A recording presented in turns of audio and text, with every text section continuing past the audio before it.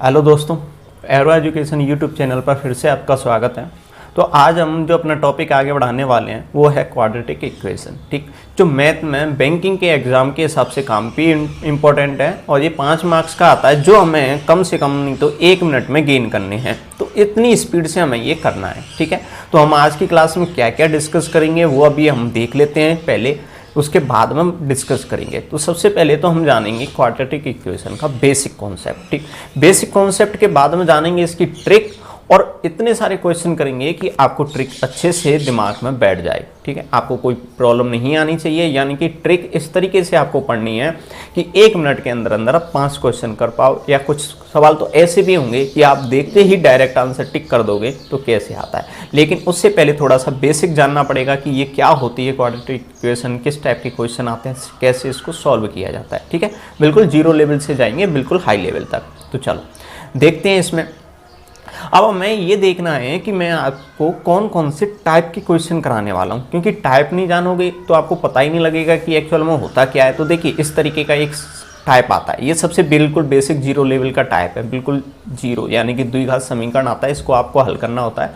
आप इसे हल कर सकते हो, बिल्कुल मैं मानता हूँ। ठीक है, ये सेकंड टाइप आ गया, ये थर्ड टाइप हो गया। ठीक है, सेकंड टाइप में क्या होता है कि एक्स स्क्वायर का कोई गुणांक आ सकता है, और थर्ड टाइप में क्या होता है कि इतनी बड़ी संख्या आ सकती है, यानी कि संख्या कुछ ज़्यादा ही बड़ी हो जाए। तो उस केस में क्या करना होता है वो सब हम सीखेंगे। अंडर रूट आ जाए तो हमें क्या करना है वो सारा हम सीखेंगे। और इस तरीके से x की पावर 4 आ जाए तो हमें क्या करना है वो सारा हम आज सीखने वाले हैं आज की क्लास में। ठीक है, अगर ये सब आपको सीखना है तो आप वीडियो को क्या कर देंगे, लाइक कर देंगे, आपको अच्छी लगेगी, नॉर्मल सी बात है। और चैनल को आप क्या कर देंगे, सब्सक्राइब कर देंगे। ऐसी वीडियो मैं आपको बार बार देता भी रहूँगा। ठीक, चलो तो आगे बढ़ते हैं। तो ये क्वाड्रेटिक इक्वेशन एक्चुअल में होती क्या है ये हम पहले जानते हैं। तो देखिए, एक्स स्क्वायर, एक्स और कोई भी नहीं है यहाँ पर, मतलब एक्स का कोएफिशिएंट नहीं है, इसका मतलब एक्स की पावर कितनी, 0। ठीक है, यहाँ पर x का जो गुणांक है वो कितना, जैसे a, यहाँ पर b और यहाँ c ये दिया होता है। इसके हमें क्या करना होता है, इसमें से मान निकालना होता है हमको x का, यानी कि x की क्या वैल्यू हो सकती है कि ये समीकरण इक्वल टू क्या हो जाए, 0। अब x की वैल्यू निकालते कैसे हैं, तो उससे पहले तो कि x की वैल्यू आएंगी कितनी। तो ध्यान रखना, अगर कोई समीकरण की मैक्सिमम घात 2 है तो वैल्यू आएंगी 2, अगर घात मैक्सिमम 3 है तो वैल्यू आएंगी 3। एक्चुअल मीनिंग सीधा सा इतना सा आया कि समीकरण जितनी घात का होगा वैल्यू उतनी ही आएंगी। लेकिन अभी तो हम यहाँ पर पढ़ रहे हैं द्विघात समीकरण, यानी कि क्वाड्रेटिक इक्वेशन, उसमें मैक्सिमम 2 घात रहती है, 2 रहेगी तो वहाँ पर वैल्यू भी कितनी निकल के आएंगी, x की 2। ठीक है, कैसे निकल के आएंगी तो वो देख लेते हैं। यानी कि आपको करना क्या है, ऐसे सवाल में क्या करना होता है, ये तो आपने सुना होगा कि इन दोनों का प्रोडक्ट करते हैं, a गुणा c करते हैं, और वो किसके इक्वल होना चाहिए कि b के आप 2 फैक्टर बना लेते हो, उनको आप तो या तो ऐड करोगे या माइनस करोगे, और वो काय के बराबर आने चाहिए, मतलब जो b के तो 2 फैक्टर बना लोगे। ठीक है, उनका तो प्लस या माइनस करोगे, यानी कि वो तो b बन जाए, लेकिन उनके जो प्लस माइनस करके जो वैल्यू आ रही है ना, उनका मल्टीप्लाई किसके बराबर होना चाहिए, ac। कैसे है ये देखते हैं, सवाल के अंदर ही देखते हैं। एक सवाल लेते हैं, जैसे कि ये वाला देखिए। देखिए, यहाँ पर b की वैल्यू कितनी है 5, c की कितनी है 6, और a की यहाँ पर कुछ नहीं है तो 1, यानी कि 5 के 2 टुकड़े करो कि ऐड करने पे तो 5 आए, मल्टीप्लाई करने पे 6 आए। तो आप जानते हो 2 और 3 ये इसके क्या हो गए, गुणनखंड हो गए। ठीक है, इसके आपके फैक्टर करना सीख रहा हूँ मैं अभी सिर्फ आपको फैक्टर करने हैं कि मल्टीप्लाई करने पर तो कितना आए, 6 आए, और ऐड करने पर कितना आए, 5 आए। अब आप कहेंगे कि सर कभी हमने ऐड सुना है कभी माइनस सुना है, तो ऐड करना होता है या माइनस करना होता है, कब ऐड करते हैं कब माइनस करते हैं, वो वाला लॉजिक क्या है तो वो हम देखेंगे आगे। ठीक है, वो मैं आपको पूरा डिटेल में बताऊंगा, लेकिन इतना आपको समझ में आया, यानी कि गुणा करने पर तो ये वैल्यू आनी चाहिए, यानी कि 2 फैक्टर ऐसे चाहिए कि गुणा करने पर तो ये वाली वैल्यू आनी चाहिए, और या तो प्लस या माइनस करने पर ये वाली वैल्यू आनी चाहिए। लेकिन लेते हैं इनको हमेशा चिन्ह के साथ में, हमेशा किसके साथ में लेते हैं, चिन्ह के साथ। तो मैं यहाँ कहूँगा कि यहाँ पर गुणा करने पर आनी चाहिए 6 नहीं +6, यानी कि प्लस का निशान आना चाहिए। ठीक है, और ऐड करने पर आना चाहिए प्लस का 5, समझ में आ रहा है। ऐड करने पर क्या आना चाहिए, प्लस का 5। तो इसका क्या मीनिंग है, कब ये प्लस का 6 आएगा, कब प्लस का 5 आएगा, ये कैसे जानेंगे। तो देखते हैं इसमें क्या करना है। पहले आप इनके प्रोडक्ट का मीनिंग समझिए। देखिए, अगर प्लस की वैल्यू और प्लस की वैल्यू, इन दोनों का मल्टीप्लाई किया जाए तो वैल्यू हमेशा किसकी आती है, प्लस की ही आती है, ये आप जानते हो। अब कहता हूँ कि अगर माइनस की वैल्यू और माइनस की वैल्यू इन दोनों का मल्टीप्लाई किया जाता है तो भी वैल्यू किसकी आती है, प्लस की आती है, ठीक है। यानी कि अगर ये भी प्लस तो भी answer plus, minus and minus तब भी प्लस। यानी कि अगर सेम सेम चिन्ह, देखिए ये माइनस माइनस सेम है तो क्या बनेगा, प्लस बनेगा। यहाँ भी देखो सेम है तो क्या बनेगा, प्लस बनेगा। लेकिन थर्ड वाले में देखिए ये प्लस है और ये कौन है, माइनस है, तो आंसर में क्या आता है, माइनस आता है। मल्टीप्लाई करते हैं ना तो माइनस आता है। जैसे कि एग्जाम्पल के तौर पर -3 गुणा में +2, तो इनका जो प्रोडक्ट बनेगा वो बनेगा -6। समझ में आ रहा है। यानी कि एक प्लस का हो एक माइनस का हो तो आंसर में क्या आएगा, गुणा के में माइनस आ जाएगा, ठीक है, माइनस आ जाएगा। ये मीनिंग है, चाहे इनको ले लो आगे पीछे कोई फर्क नहीं पड़ता, तब भी क्या आएगा, माइनस आएगा। तो सीधी सी बात, अगर एक से चिन्ह है तो प्लस आता है, यानी कि माइनस माइनस है तो भी प्लस, प्लस प्लस है तो भी प्लस, यानी कि सेम है तो प्लस प्लस। अपोजिट साइन है तो क्या आता है, हमेशा माइनस आता है इनके मल्टीप्लाई में, ठीक है। तो मल्टीप्लाई का जो कॉन्सेप्ट था, यानी कि हमें ये था यहाँ पर, तो ये देखिए कि हमें मल्टीप्लाई करके लाना कितना था, एक्चुअल में प्लस के 6 लाना था। प्लस के कितने लाना था, 6। तो इतना तो आप समझ गए कि आपको प्लस के 6 लाना है मल्टीप्लाई करके। तो दोनों जो डिजिट होंगे वो सेम होंगे, मतलब सेम सिंबल के होंगे, यानी कि या तो प्लस के होंगे दोनों, या दोनों काय के होंगे माइनस के। यानी कि या तो -2 -3 हो सकते हैं, या +2 +3 हो सकते हैं, ये दोनों हो सकते हैं, या ये दोनों हो सकते हैं। क्या आप ये -2 और प्लस के 3 क्या ये हो सकते हैं, तो आप कहेंगे सर नहीं हो सकते। समझ में आया, ठीक है। अब यहाँ की बात करते हैं। यहाँ पर हमको कितना लाना था, 5, लेकिन वो भी काय का लाना है, प्लस का। तो ये कैसे लाना है, ये लाना होता है हमको जो गुणनखंड किए गए हैं उनको ऐड करके। तो देखिए -2 और -3, क्या इनको ऐड करेंगे, तो इनको ऐड करने का मतलब ये बनेंगे -5, ठीक है। और इनको ऐड करेंगे तो ये क्या बनेगा, +5। इसका मतलब ये वाले बना के दे रहे हैं, तो इसके जो गुणनखंड हैं वो हैं 2 और कितने हैं, 3। समझ में आया, ठीक है। किस तरीके से इसके गुणनखंड करने हैं, अब इसका पूरा बेसिक जान लेते हैं, फिर इसको हम सीधा सा ट्रिक से करते जाएंगे। इतनी डिटेल हर सवाल में हम नहीं पढ़ेंगे, ठीक है, लेकिन बस मुझे यहाँ पर ये बताना था कि प्लस माइनस का क्या है। तो अब आ गया इसके गुणनखंड आ गए 2 और 1 आ गया 3। अब इस सवाल को कैसे लिखा जा सकता है, सवाल को हम लिख लेते हैं x² + 2x + के 3x + 6 = 0। ये इसके गुणनखंड है, ये इसका आंसर नहीं है अभी, ठीक है। अब आंसर की तरफ में बढ़ते हैं। तो x कॉमन लेते हैं तो x + 2, यहाँ पर 3 कॉमन लेते हैं तो x + 2 = 0, तो x + 3 = 0 एंड x + 2 = 0, तो x = -3 और x = -2। ये हैं इनके आंसर। यानी कि इस पूरे समीकरण को जब हम हल करते हैं तो आंसर जो आया वो x = -3 और x = -2। ये दो वैल्यूज़ की क्या हैं, आंसर है। लेकिन अब इतनी डिटेल नहीं पढ़ेंगे, अब हम करेंगे इसको डायरेक्ट। अब डायरेक्ट कैसे करते हैं तो उसको सुनिए, ठीक है, बड़े ध्यान से सुनिए। तो सुनिए, मुझे प्रोडक्ट करके कितना लाना था, +6। मुझे प्रोडक्ट करके कितना लाना था, +6। अगर यहाँ प्लस है, प्रोडक्ट तो आप ढूंढ लोगे लेकिन सिंबल में दिक्कत आती है, तो +6, तो इसका मतलब जो गुणनखंड आएंगे, प्लस आ रहा है गुणा करने पर, तो यानी कि दोनों जो डिजिट आएंगे वो सेम सिंबल के होने चाहिए, या तो प्लस के होने चाहिए दोनों, या दोनों काय के होने चाहिए, माइनस के होने चाहिए गुणनखंड में, ठीक है। यहाँ पर आ रहा है प्लस, यानी कि दोनों अगर सेम हैं, दोनों जब सेम हैं तो यहाँ आ रहा है प्लस, तो यानी कि जब उनको ऐड करूँगा तो प्लस का बनना चाहिए, यानी कि वो प्लस के आएंगे। अब आपने गुणनखंड कर लिए, आपके जो गुणनखंड आए वो आ गए +3 और +2। अब इनका आंसर क्या आया था, तो आंसर में आपको क्या करना है, इन्हीं को लीजिए और इनके डिजिट सिंबल चेंज करके लिख दो। यानी कि x का मान आ गया -3 और x का आ गया -2। बस इतना सा आपको करना है, ये पूरा आपको डिटेल में नहीं करना है।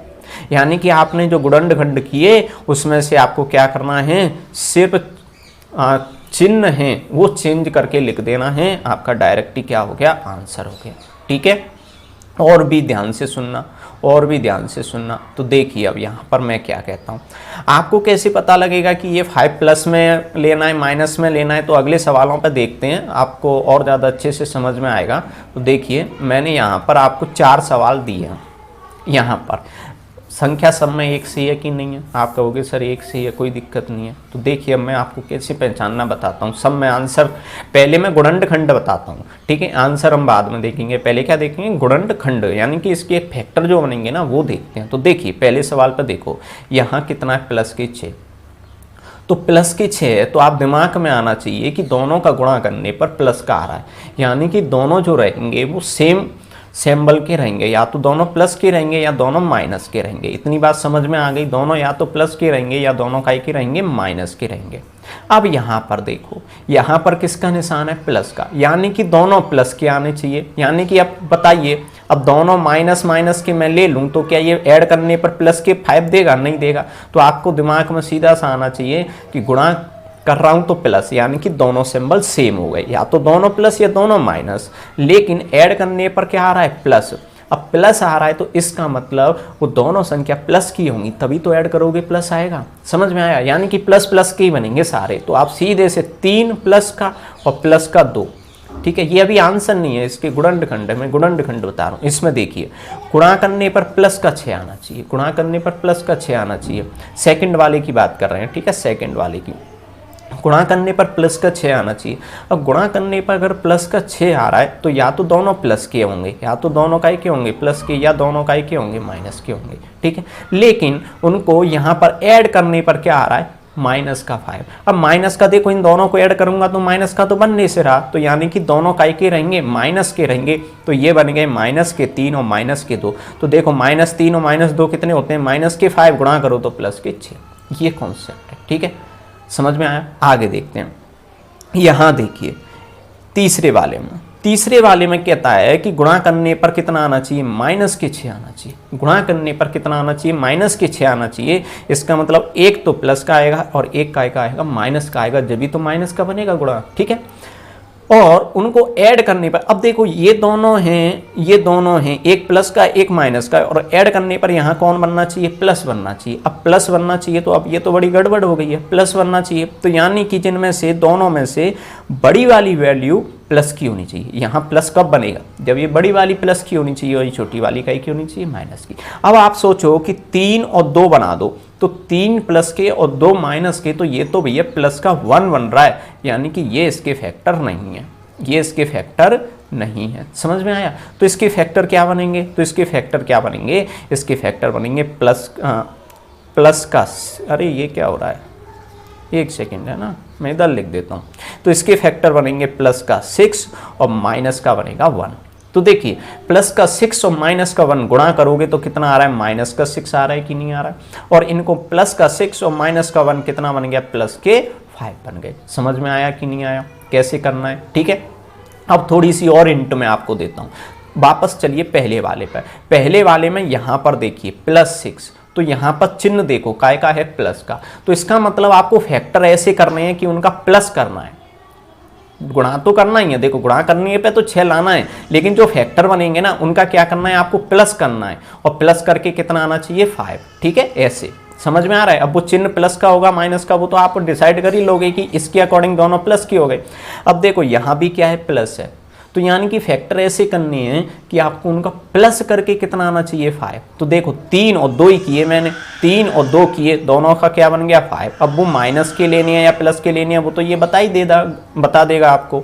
यहाँ देखो यहाँ क्या है, माइनस है, तो आपको फैक्टर ऐसे करने हैं कि उनका माइनस करो तो एक दूसरे में से घटाओ तो कितने आने चाहिए, 5 आने चाहिए। समझ में आ रहा है मैं क्या कह रहा हूँ, एक दूसरे में से घटाओ, अगर यहाँ घटाना है तो घटाओ तो 5 आना चाहिए। तो देखो 6 और 1 घटा लो, समझ में आया। चलो इसके फैक्टर देखते हैं। तो देखो गुणा करने पर -6 है, इसका मतलब एक प्लस का आएगा और एक का आएगा तो माइनस का आएगा, ठीक है। यानी कि एक यहाँ माइनस का चिन्ह है, समझ में आ रहा है। या तो ये विधि अपना लो, यहाँ प्लस और यहाँ माइनस, क्यों, क्योंकि भैया माइनस का तो जब भी आएगा जब एक प्लस का लिया जाएगा और एक माइनस का लिया जाएगा, ठीक है। या ऐसे कह लो कि अगर यहाँ पर माइनस है तो खंड ऐसे करने हैं कि एक दूसरे में से घटाने हैं।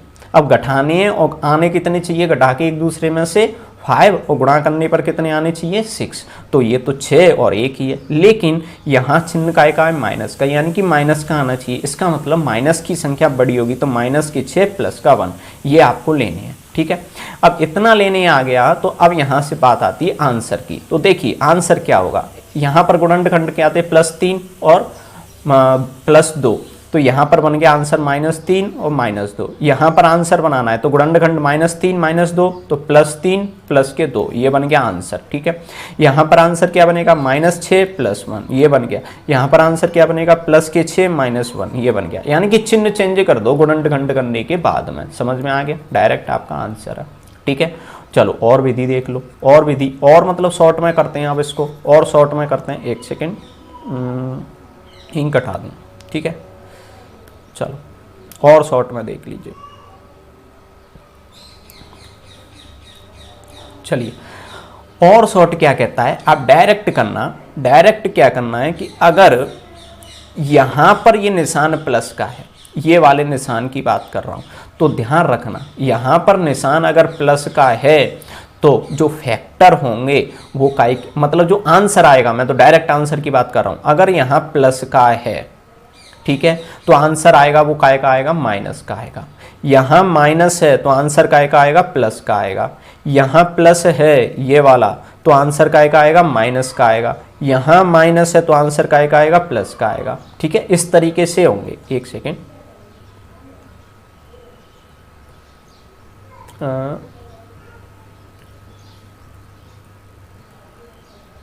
चलो इंक हटा देता हूँ। देखिए मैंने वो इंक हटा दी है थोड़ी सी। ठीक है, देखिए मैं क्या कहता हूँ, अगर यहाँ प्लस है तो जो आंसर आएगा वो काय का आएगा माइनस का, लेकिन दोनों आएंगे या एक आएगा उसका डिसीजन ये करेगा। देखिए अब यहाँ पर प्लस आ रहा है, अब प्लस आ रहा है तो इसका मतलब सीधी सी बात ये है कि दोनों गुणनखंड सेम सिंबल के होंगे, और इसने कह दिया कि अगर यहाँ प्लस है तो आंसर माइनस का है, तो दोनों जब सेम है तो दोनों सेम ही आएंगे, यानी कि दोनों माइनस माइनस के आएंगे। तो आंसर हो गया -3 - के 2। यहाँ पर फिर से प्लस है यानी कि दोनों सेम सेम के आएंगे, लेकिन यहाँ अगर माइनस है तो आंसर आएगा वो आएगा प्लस का, और ये सेम कह दिया इसने तो दोनों प्लस के, तो यानी कि +3 और +2।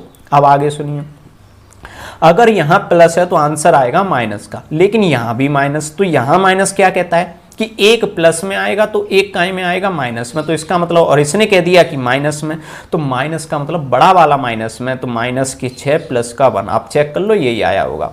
यहाँ माइनस है तो बड़ा वाला प्लस का 6, छोटा वाला माइनस का 1, ये रहेंगे। ठीक है, जो विधि आपको उचित लगे आप वो वाली विधि इसमें से अप्लाई कर सकते हो, कोई दिक्कत वाली बात नहीं है। ठीक है, चलो तो आगे बढ़ते हैं। इसमें आगे अपन क्या करना है वो देख लीजिए। देखिए मैंने आपको ये सवाल दिए हैं, एक एक करके करते हैं, ये प्रैक्टिस के लिए सवाल है, इनको प्रैक्टिस हमें करनी है इनकी। तो चलो ये पहला सवाल देखिए, पहले सवाल में हमें क्या करना है, यहाँ पर सिंबल देखो, यहाँ क्या दिया है प्लस का दिया है, लेकिन यहाँ पर x² के भी फैक्टर में दिया है, तो इन दोनों का मल्टीप्लाई कर लो। पहले ही कितने आ गया 104, कितना आ चुका है 104, यानी कि गुणा करने पर प्लस के 104 आना चाहिए, गुणा करने पर प्लस का 104 आना चाहिए, और ऐड करने पर कितना आना चाहिए 21 आना चाहिए। अब मैं ऐड का क्यों पता लगा रहा हूँ, यहाँ से, ठीक है, यहाँ ऐड दिया है तो ऐड करूँगा यानी कि दोनों सिंबल सेम, तो इसके फैक्टर बन गए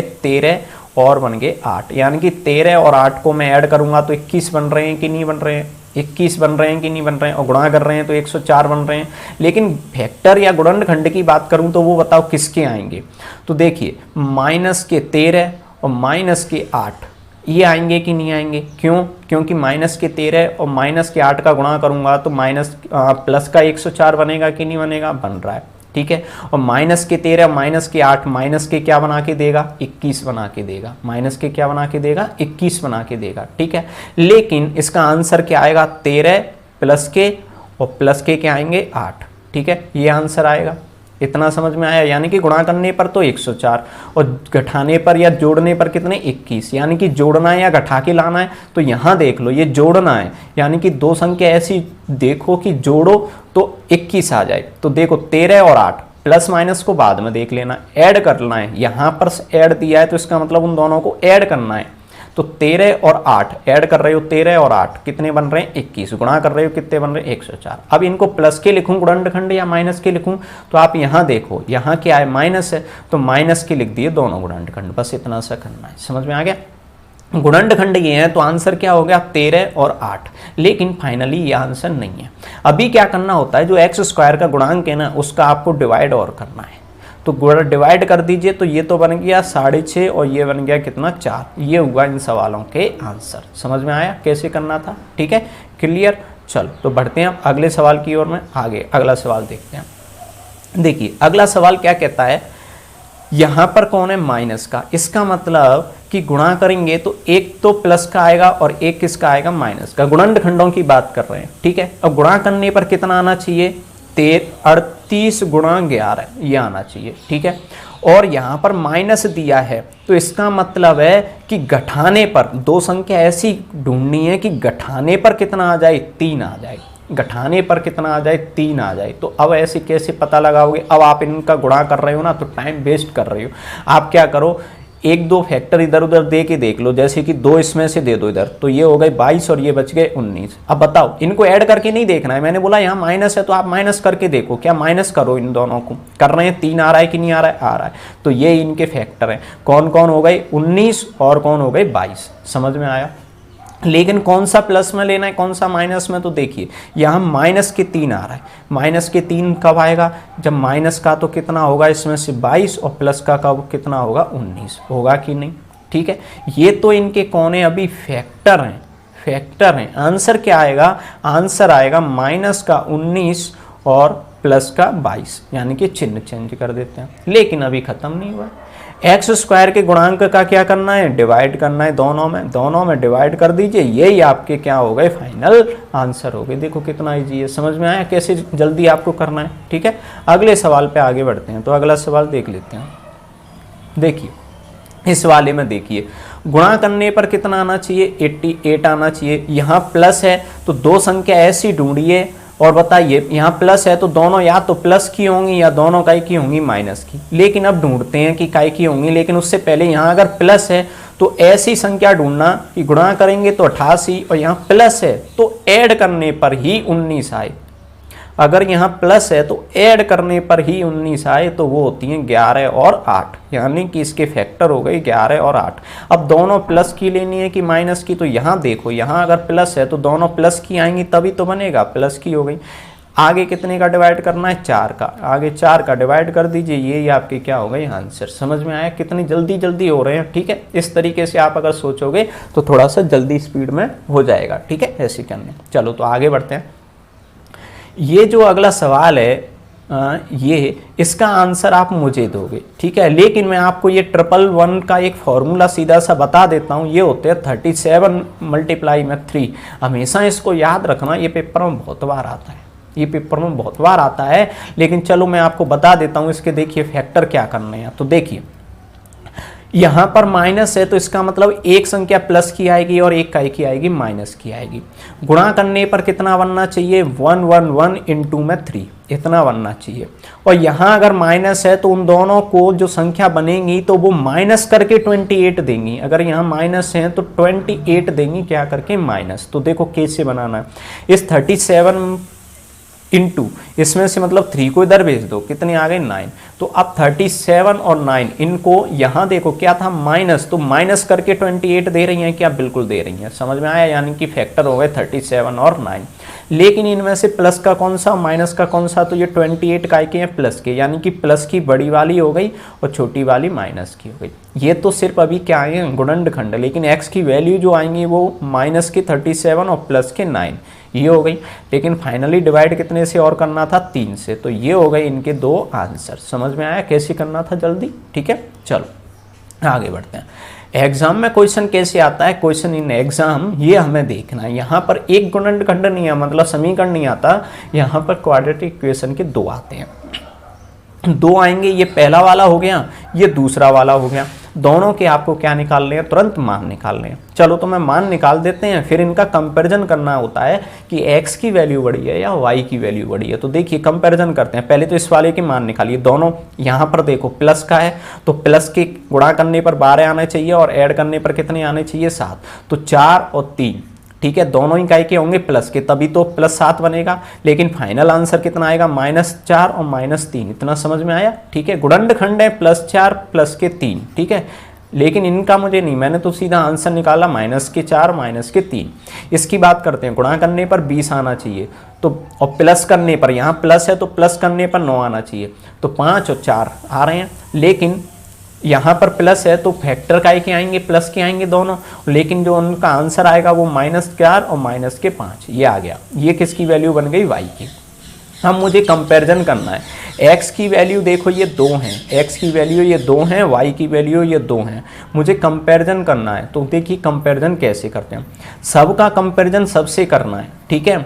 तो जैसे आप जानते होगे कि माइनस अगर किसी संख्या के आगे लग गया तो उसकी वैल्यू उतनी कम होती है। जैसे कि देखो रियल में 3 और 5 में बड़ा कौन है, 5 बड़ा है रियल में तो, लेकिन अगर माइनस माइनस लग गया तो ये 5 कैसा हो गया, अब माइनस का 5 बहुत ज़्यादा छोटा हो गया, माइनस का 3 कैसा हो गया, बड़ा हो गया। इतना तो आप जानते हो ना, उल्टा हो जाता है, ठीक है। चलो तो कंपेरिजन करते हैं। कंपेरिजन देखो एक एक करके करते हैं, मैं अभी और आपको डिटेल में बता दूंगा कि पहले तो ये -4 देखो, इन दोनों से कंपैरिजन कर लेना।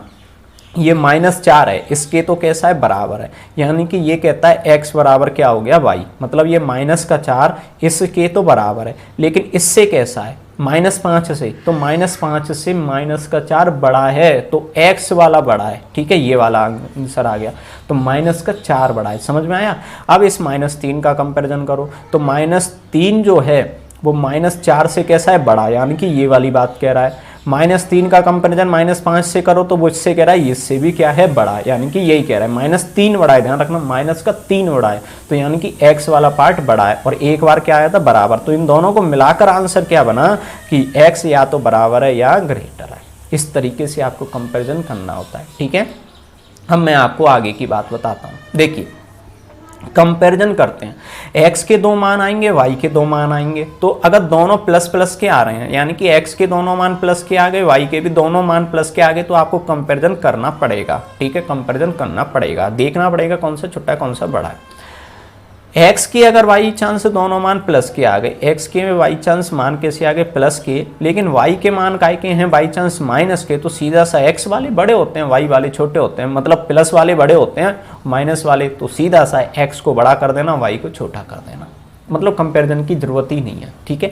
अगर ये दोनों प्लस के हैं, प्लस वाले बड़े माइनस वाले छोटे, ये उल्टे भी हो सकते हैं, x y, मतलब कोई भी इधर भी y हो सकता है, इधर x भी हो सकता है, तो ध्यान रखना, यानी कि जो प्लस में आ गया उसको कैसा कर देना है, बड़ा कर देना है, ठीक है।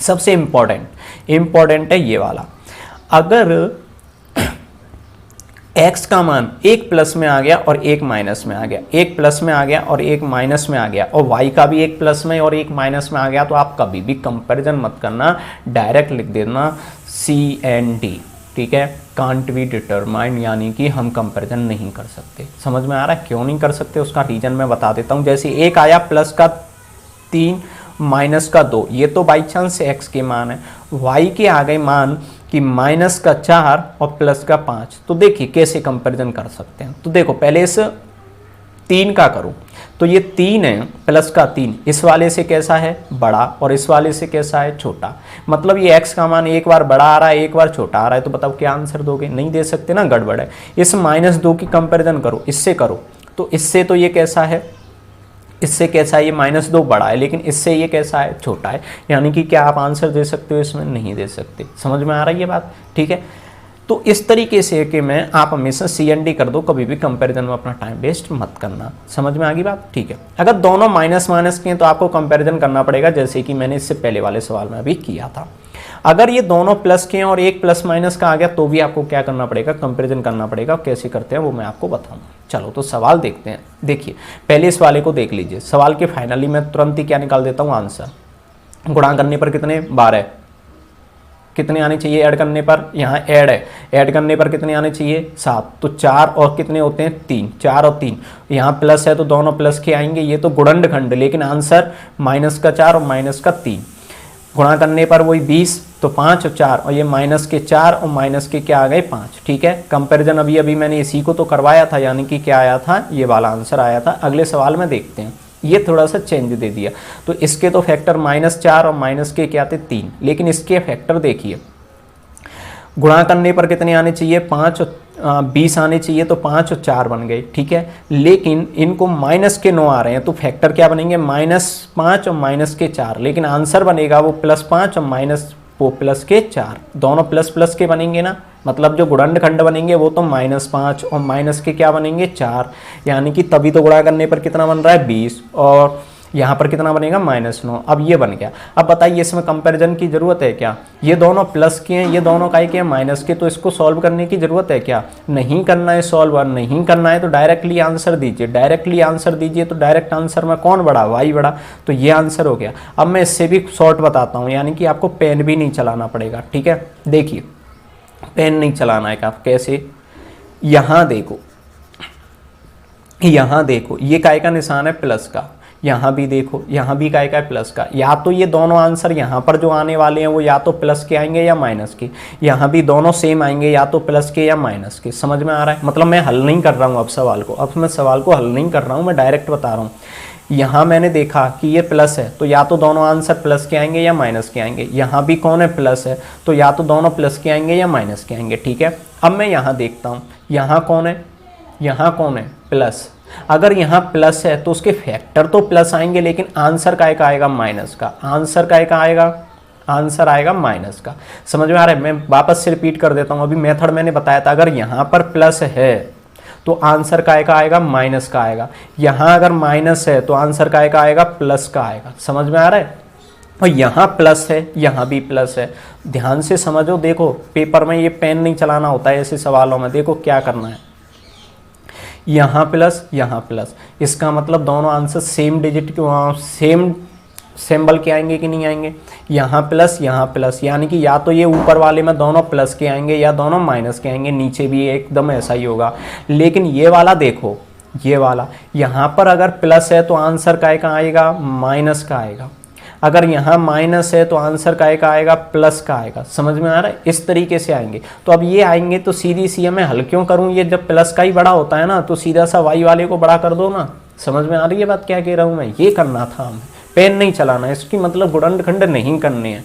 ठीक है, अगला वाला सवाल देखो, यहाँ काय का निशान है माइनस का, देखो मैं इसको हल नहीं करूंगा तो इसका आंसर क्या आएगा, एक प्लस में एक माइनस में, यहाँ भी क्या है माइनस, तो इसका एक आंसर काय में आएगा प्लस में एक माइनस में। क्या मैं इनके गुणनखंड निकाल के टाइम वेस्ट करूंगा, नहीं करूंगा, तो सीधा सा क्या आंसर कर दूंगा ई, यानी कि C and D can't be determined. समझ में आ रहा है क्या कर रहा हूँ मैंने, बताओ इसको हल किया क्या नहीं किया, समझ में आया, मतलब मुझे ये हल नहीं करना है, हल किए बिना ही डायरेक्ट आंसर देना है।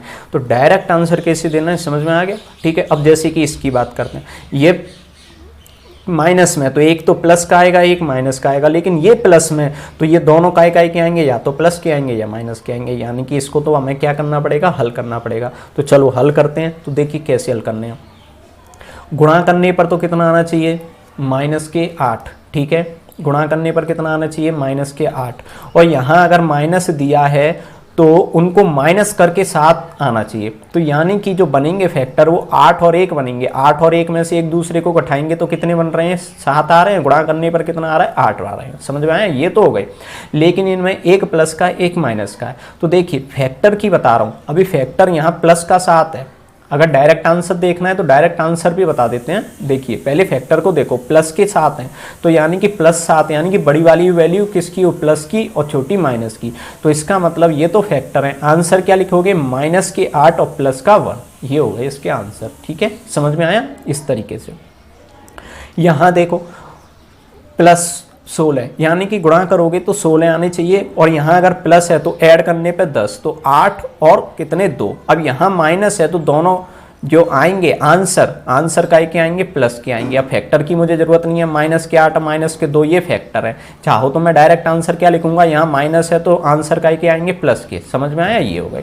अब बताइए इनमें कंपेरिजन कैसे करते हैं, तो देखिए पहले इस +8 का कीजिए, +8 बताइए ये +8 इससे भी बड़ा है, इससे भी बड़ा है, यानी कि ये वाला बड़ा है, ये +2 इससे भी बड़ा है, इससे भी बड़ा है, यानी कि ये y वाला फैक्टर बड़ा है। तो आंसर नंबर कौन सा हो गया? बी हो गया। समझ में आ गया? इसका ऊपर वाले का देखिए डायरेक्ट आंसर एक बार और देख लीजिए। देखिए गुणा करने पर कितना आना चाहिए? 8, ठीक है, और प्लस माइनस करने पर कितना आना चाहिए? 7। तो अब प्लस और यहाँ पर क्या दिया है? प्लस। तो इसका मतलब जो आंसर बड़ा वाला आएगी, बड़ी वाली वैल्यू वो काय की आएगी? माइनस की। तो माइनस की 8 रख दो, प्लस का 1 रख दो। ये सीधा सा हो गया, कंपैरिजन हो गया, और क्या आ गया? Answer B. समझ में आ गया? ठीक है, अब हम यहीं तक करेंगे, अगला करेंगे आपको अगली वीडियो में। अगर आपको वीडियो समझ में आई है तो आप चैनल को क्या कर दीजिए? सब्सक्राइब कर दीजिए, वीडियो को क्या कर दीजिए? लाइक कर दीजिए। फिर अगली वीडियो में मिलते हैं, जिनमें हम सवाल करने वाले हैं x⁴ के, और आपको करने वाले √3, √4, √5, ऐसे संख्या दे रखी होती हैं। अंडर में ऐसे भी दे रखी होती हैं, जैसे 6√5, 6 + √5, इस तरीके से सवाल भी आते हैं।